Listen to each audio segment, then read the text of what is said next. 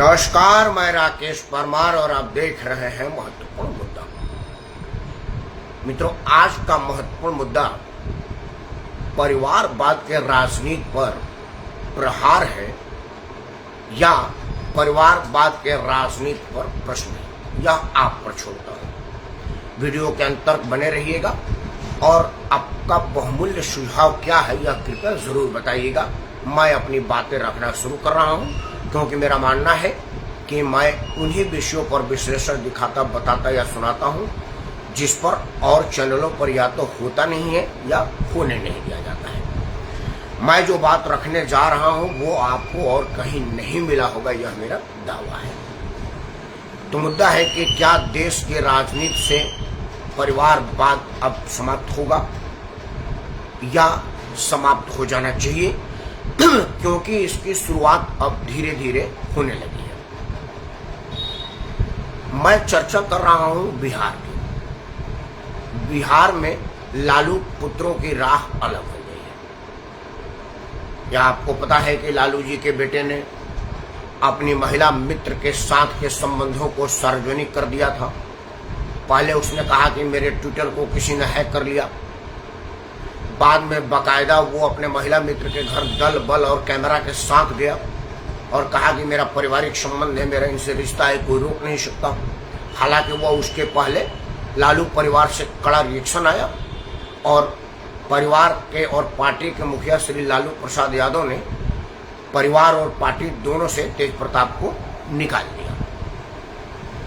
मैं चिंतित इस बात के लिए हूं कि बच्चा वो लालू प्रसाद का ही है ना, क्योंकि राजनीतिक विरासत तेज प्रताप के जगह तेजस्वी को दिया गया, जबकि राजा महाराजा के यहाँ युवराज बड़े बेटे को बनाया जाता है। पूरी महाभारत इसी बात पर हो गई है।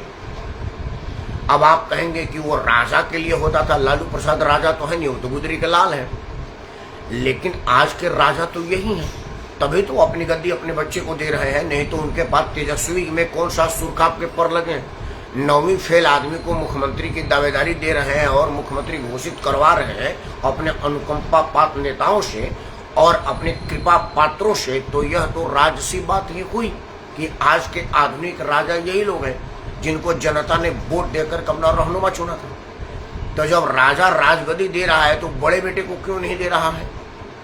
तो क्या यह जो र्यूमर फैलती है या जो माउथ टू माउथ है कि वो लालू जी का अपना बेटा नहीं है या कोई और बात है, मैं यह चर्चा नहीं करूंगा, क्योंकि ना तो तेज प्रताप ने, तेजस्वी ने, ना ही लालू और राबड़ी जी ने यह कहा है कि मेरा बेटा नहीं है। अब वैसे तो कई माता पिता हैं जो अपने एक बेटे को ज्यादा मानते हैं, को कम मानते हैं, तो उसके लिए थोड़े होता है कि उनका अपना नहीं है, ऐसा नहीं होता है। तो मैं यह चर्चा नहीं कर रहा है कि तेज प्रताप लालू प्रसाद का अपना बेटा है कि नहीं है। मैं यह कह रहा हूं कि लालू प्रसाद का ही बेटा है। जिस तरह से तेजस्वी है उसी तरह से तेज प्रताप है, बाकी के और 9 बच्चे हैं। तो सवाल है कि पार्टी से निकाल दिया गया। अब पार्टी की मर्यादा को रख करके आदमी 6 साल तक बाहर बैठ सकता था और पार्टी को मजबूत करता। कायदे की तो बात यह होती, क्योंकि वह कहता कि भाई परिवार और पार्टी ने हमको बाहर निकाल दिया है। परिवार से मेरा कोई पहले भी मतलब नहीं था, मेरा अपना अलग बंगला था मंत्री के रूप में मिला हुआ, और लालू परिवार के पास बंगले और जंगले की कमी थोड़ी है। वो तो जांची सी बात का हो रहा है।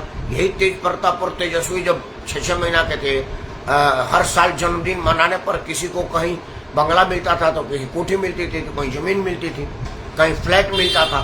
तो इनके जन्मदिन पर दिए तोहफे इतनी ज्यादा होंगे जिससे यहाँ रह सकता है, तो घर वर की तो उसको वैसे भी जरूरत नहीं थी। पूर्व मंत्री है, केंद्रीय मंत्री रहा है बिहार सरकार में, तो वैसे भी मंत्री लोग कहाँ, बिहार में तो विधायक घर खाली नहीं करता, ये तो खैर मंत्री रहा है। और नंबर 1 परिवार का है, किस प्रशासन की शक्ति है कि उनसे घर खाली करवा ले। तो घर वर की तो पहले से उसको टेंशन नहीं थी। तो फिर टोपी बदलने के पीछे का उद्देश्य क्या है? तेज प्रताप ने एक समाचार चैनल को बताया 2 दिन पहले कि मैं निर्दलीय चुनाव लड़ूंगा।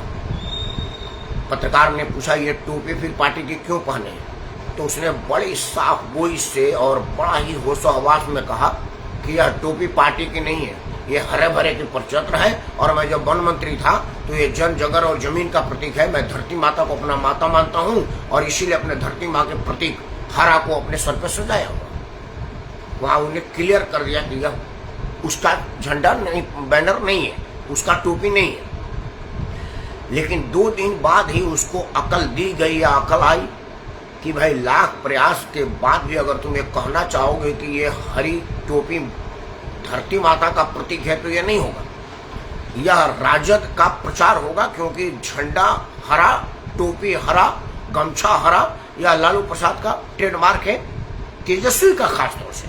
क्योंकि लालू प्रसाद उलट लेकर के चलते थे, पगड़ी बांधते थे, टोपी और गमछा तेजस्वी ने लॉन्च किया था, या आप कहे कि तेज प्रताप ने, तो उन्होंने अपनी टोपी बदल दी। अब टोपी के रंग पर विशेष तौर से आपको चर्चा करनी पड़ेगी, सोचनी पड़ेगी। क्योंकि उन्होंने टोपी का रंग पीला रखा है, केसरिया रखा है, वही भगवा रखा है जिस भगवे के विरुद्ध उनका पूरा लालू परिवार लगा रहता है। वो चाहता तो ब्राउन रख लेता, वो चाहता तो गुलाबी रख लेता, वो चाहता तो कोई और कलर रख सकता था, सफेद रख लेता, शांति की प्रतीक हो जाती। वो पर्पल कलर का रख लेता, कहता कि जी बैगन है, भरता भी बनाया जा सकता है, चोखा भी बनाया जा सकता है, मैं उसके कलर में कर रहा हूँ। या कहता कि जी जामुनी कलर है, शुगर में फायदा करता है, बिहार में डायबिटीज के लोगों का प्रचार कर रहा हूँ। लेकिन उसने पीला रखा। पीला कलर भाजपा का कलर है, संघ का कलर है और भारतीयता का कलर है। और तेज प्रताप ने कहा भी कि यह भारत का कलर है, हमारा अपना कलर है। तो क्या राजनीति का सीधा 360 डिग्री घुमावदार पॉलिटिक्स करने जा रहा है तेज प्रताप? और अगर तेज प्रताप और तेजस्वी आमने सामने आ जाते हैं तो क्या बिहार से परिवारवाद का अंत तुरंत हो जाएगा? क्योंकि अगर बिहार में अब की बार लालू प्रसाद का परिवार धराशायी हो गया तो फिर कहां तक टिक पाएगा?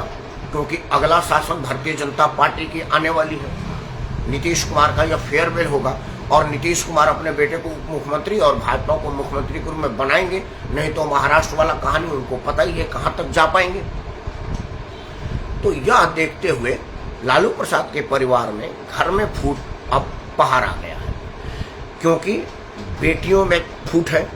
एक बेटी को राज्यसभा भेजा तो दूसरे ने कहा कि हमको लोकसभा भेजिए। लालू प्रसाद विदेश में रहने वाली, सिंगापुर में रहने वाली लड़की को छपरा से लड़ाई। उसका दुर्भाग्य था, राजीव प्रताप रूडी का भाग्य था कि राजीव प्रताप रूडी जीत गए और वो हार गई।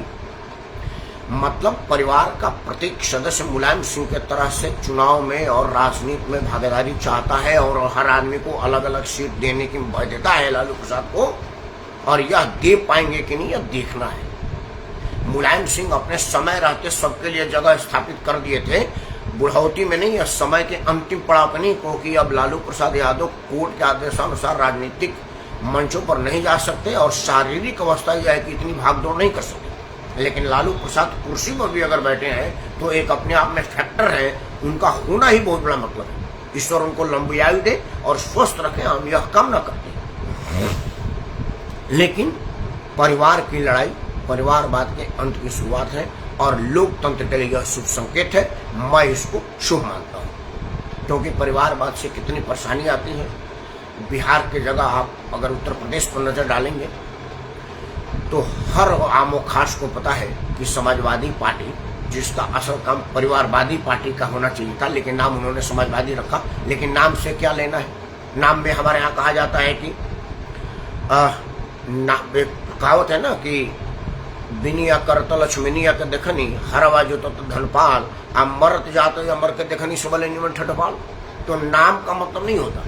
यहाँ जिसका नाम अमरनाथ है वो मरते हैं, जिनका नाम धनपाल है वो गरीब है, जिनका लक्ष्मी नाम है वो बिनिया कर रही है, भीख मांग रही है। तो वो समाजवादी नाम रख लेने से वो समाजवादी नहीं हो जाते, यह सबको पता है। खैर, तुम सब लोगों को पता है कि समाजवादी पार्टी की बुनियाद 2 आदमी ने रखा है, श्री मुलायम सिंह जी और शिवपाल जी। तीसरा कोई नहीं था। अरे अखिलेश का तो कर जन्म ही नहीं हुआ था। राम गोपाल को तो लोगों ने बाद में जाना कि ये कोई परिवार के लोग हैं। सिर्फ 2 लोगों को ये जुगल जोड़ी थी, मुलायम सिंह और शिवपाल जी। पार्टी को सींचने का काम यही करते थे। बल्कि पार्टी को चलाने का काम शिवपाल जी करते थे और सरकार चलाने का काम मुलायम सिंह जी करते थे, और दोनों में कोई टकराव नहीं। मुलायम सिंह परिवार पार्टी में कोई दखल नहीं देते थे और शिवपाल सरकार में कोई दखल नहीं देते थे।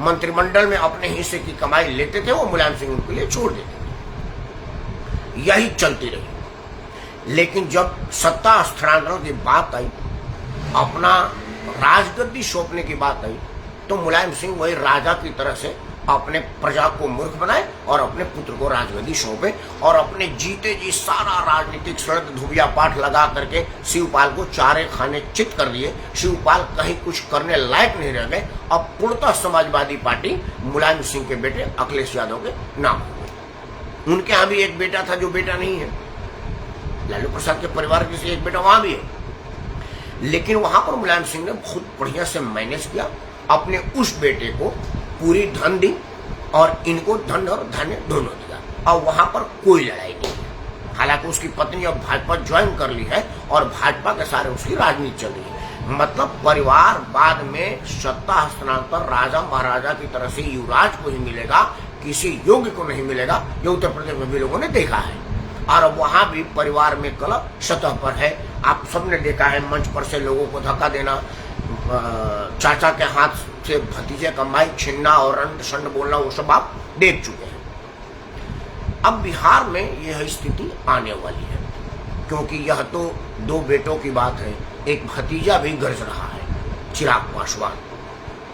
चिराग पासवान को भूलना नहीं चाहिए कि पिछले बार की गरज ने नीतीश कुमार को गर्त में पहुंचा दिया था। हालांकि आज जो वो केंद्र में मंत्री बने हैं, वो उसी नीतीश को गर्त में पहुंचाने का पारितोषिक पाए हैं। तो अभी जो चिराग पासवान वापस फिर बोलने लगे हैं, तो क्या कोई दिल्ली से वापस उनको हिंट मिली हुई है कि आप लग जाइए? कहीं भाजपा को यह भान हुआ है या भनक लगी है कि नीतीश कुमार अंत समय में पलटी मार सकते हैं? क्योंकि नीतीश कुमार की जो शारीरिक और मानसिक अवस्था है, वह आगे मुख्यमंत्री के रूप में कंटिन्यू करने की नहीं है, और मुख्यमंत्री जैसी सीट की लालसा नीतीश कुमार छोड़ना नहीं चाहते, या उनके सिपासलार जो उनको आगे रख करके अपना काम बना रहे हैं, वो नहीं चाहते कि नीतीश कुमार गद्दी छोड़े, नहीं तो उनका कमाई खत्म हो जाएगा, उनका राजगद्दी चला जाएगा। तो ऐसे स्थिति में वो पार्टी बदलने के माहिर आदमी कब बदल लें, यह कहा नहीं जा सकता। तो इसकी भरपाई के लिए, इसके काउंटर के लिए वापस चिराग पासवान को काम पे लगा दिया गया है, क्योंकि चिराग पासवान अब लॉ एंड ऑर्डर के मामले पर मुखर हो गए हैं, खुल के बोलने लगे हैं। सरकार एनडीए की है और वो एनडीए के एक अंग है, एनडीए के मंत्री कोटे के रूप में केंद्र में मंत्री है। तो यह बात कुछ अलग अलग दिखाई दे रहा है, और यहाँ भी परिवारवाद का लड़ाई है। पशुपति पारस और चिराग पासवान की लड़ाई सतह पे है। पशुपति पारस अभी कहीं के नहीं है, और चिराग पासवान ने रामविलास पासवान का राजगद्दी की सफलतापूर्ण हस्तांतरण करा लिया है। मतलब यहाँ भी राजा ने प्रजा को मूर्ख बना करके अपनी राजगद्दी अपने पुत्र को सौंप दिया है, और या पुत्र ने अपनी चपलता से सफलता प्राप्त किया और राजगद्दी खुद को हस्तांतरित कर लिया या ले लिया। यह उसकी बाजीगरी है। अंत में बिहार में जो कानून व्यवस्था पर चिराग ने प्रश्न उठाया है, वह जेन्युइन नहीं है, क्योंकि कानून व्यवस्था नीतीश कुमार के अकर्मण्यता के वजह से नहीं हो रहा है। नीतीश के नाम से जो सुशासन का मुहर लगा हुआ है, और लालू प्रसाद के परिवार पर जो जंगल राज का मुहर लगा हुआ है, उसी को काउंटर करने का यह प्रयास है, ताकि जंगल राज का याद वापस इस जनरेशन को दिला दिया जाए कि लोग कहने लगे कि वो जंगल राज ठीक था, ये जंगल राज ठीक था। और अगर अभी का जंगल राज होगा, उसकी थमस ज्यादा दिखेगी, क्योंकि तब 90 के दशक में मोबाइल नहीं था और जगह जगह कैमरा नहीं था। आज हर हाथ में मोबाइल है और हर अपराध का वीडियो है। तो बोलती तस्वीरें बिहारियों के दिलो दिमाग पर ज्यादा छाप छोड़ेगी, बल्कि सुनती तस्वीरें कि सुनी सुनाई बात सच है कि झूठ है, लेकिन आंखों देखी पर तो सबको भरोसा होगा। तो वो उसी को चरितार्थ करने के लिए, उस जंगल राज को ढकने के लिए, और उसके बनस्पत इस जंगल राज को बढ़ा चढ़ा करके लोगों के सामने पेश करने के लिए यह अपराध रातों रात पनपा है, और हर दिन कहीं ना कहीं अपराध हो रहा है। क्योंकि अपराधी पूरे 5-10 साल तक सोए थे, अचानक इसी बिल में से निकले हुए हैं, मतलब इनको कोई निकाला है और इनको कोई टास्क दिया है। चिराग पासवान यह बात क्यों नहीं समझ रहे हैं, मैं नहीं समझ पा रहा हूँ। जब मुझ जैसा साधारण बुद्धि का आदमी यह बात समझ रहा है तो चिराग पासवान की तो जन्मभुट्टी के रूप में राजनीति मिली है, क्योंकि वो एक स्थापित मौसम वैज्ञानिक नेता के घर में जन्म ले चुके थे। तो उनको क्यों नहीं समझ में आ रही है, मैं नहीं समझ पा रहा हूँ। लेकिन कुछ भी हो, लालू प्रसाद का बेटा राजनीति में क्या गुल खिलाता है, तेजस्वी और तेज प्रताप, यह देखने वाली बात है। अलग अलग लड़ने से किसको कितना नुकसान होता है, यह देखने वाली बात है। और चिराग पासवान की राजनीति किस तरफ जा रही है, यह देखने वाली बात है। लेकिन एक चीज जो दिख रही है वो यह कि बिहार सरकार को बदनाम करने के लिए अचानक अपराध का ग्राफ बढ़ जाना, यह बिहार और बिहारी के लिए शुभ संकेत नहीं है। पुलिस इस चीज को समझे और तुरंत और त्वरित कार्रवाई करे, कुछ कड़े एक्शन ले, इनकाउंटर जैसा, बुलडोजर जैसा, शरेआम पिटाई जैसा, ताकि अपराधियों में भय व्याप्त हो। और भय से भूत भाग जाता है, फिर यह अपराधी कौन सी चीज है, उत्तर प्रदेश इसका उदाहरण है। इन्हीं शब्दों के साथ मैं राकेश परमार आप सबको सादर प्रणाम करता हूँ। जय हिंद, वंदे मातरम और भारत माता की जय।